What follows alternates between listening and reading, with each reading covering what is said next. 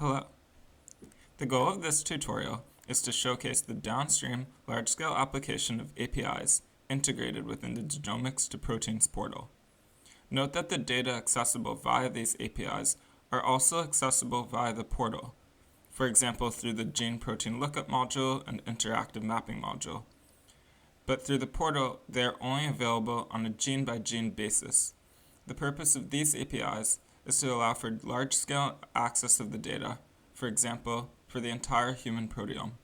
This tutorial is aimed for exactly that, and targeted for users with a coding or bioinformatics background.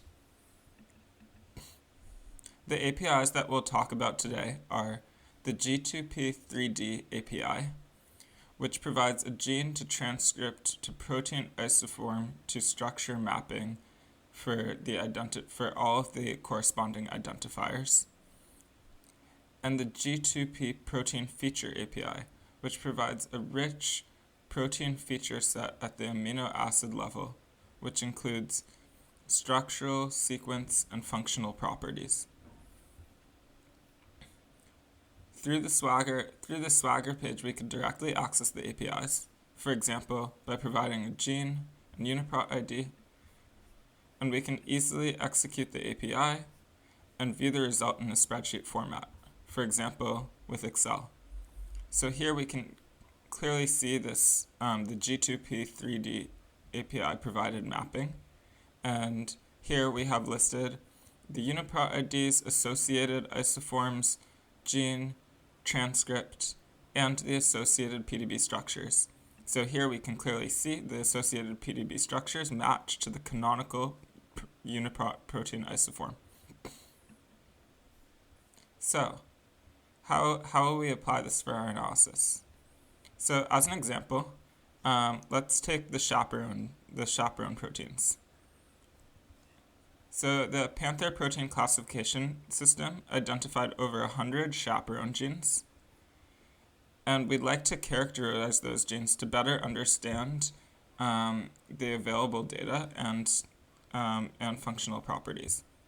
So to do this, we're first going to get a list of the genes and proteins, which we can do from the Pharos portal by filtering on the Panther protein class and then downloading a list of the associated genes. Then we can leverage the G2P client API, which is a Python library where we can easily access the G2P APIs programmatically and get the results as pandas data frames, which are easy to use for downstream analysis. Okay, so let's jump into our analysis. So here we have a Jupyter notebook where we can easily install and import the G2P API. And here we'll load in our list of chaperones that we downloaded from the Pharos portal. And you can see here we have all of the chaperone proteins. We've listed the first 5 and available annotation data. Okay, now we're going to use the G2P API to systematically get all of the transcript information for the chaperones. So here we'll get the UniProt ID and gene name for each chaperone. And then we'll call this G2P3D API directly using the client library.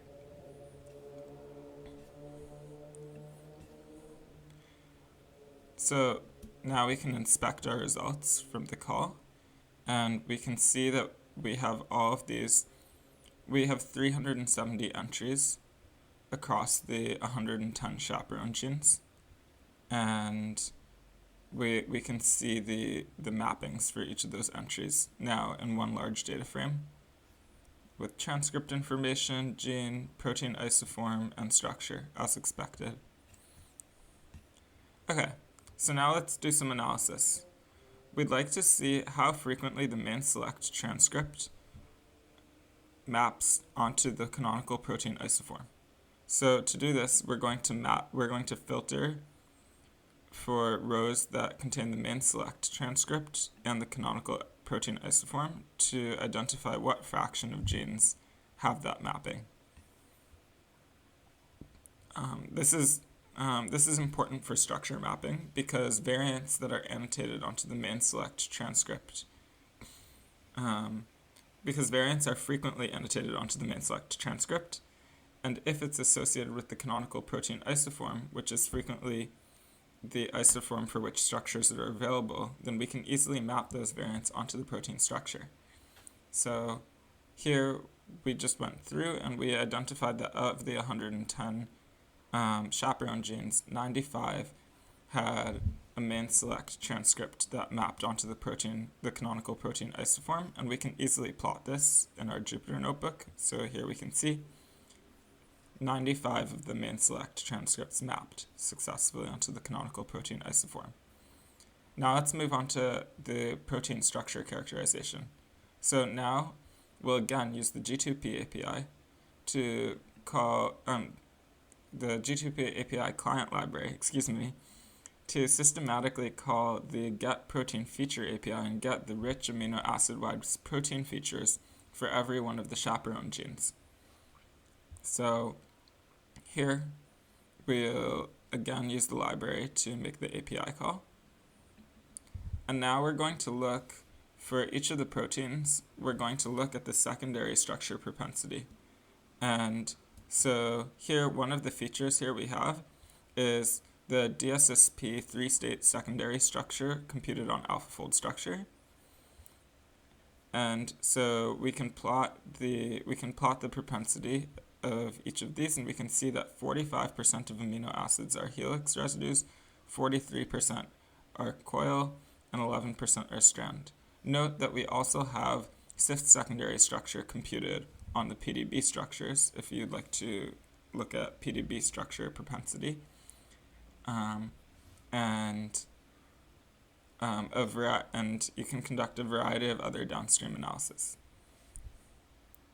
Okay, so in conclusion, we saw the G2P3D API and the protein feature API available through the portal. And we could access these APIs through two avenues. One, we can access them through the Swagger page, where we can test out the APIs and experiment. And secondly, we can access them through the Python client library, where we can import the library and scale up our workflows. We can also access notebooks from previous tutorials inside the client library GitHub repository. And in that way, we can characterize different sets of genes for downstream analysis.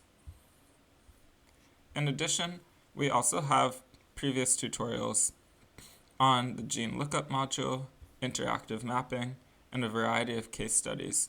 So if you navigate to the documentation page within the portal here, or to our YouTube channel, you can see previous tutorials and review other functionality. And last but not least, please leave us any feedback that you may have, and thank you for your attention.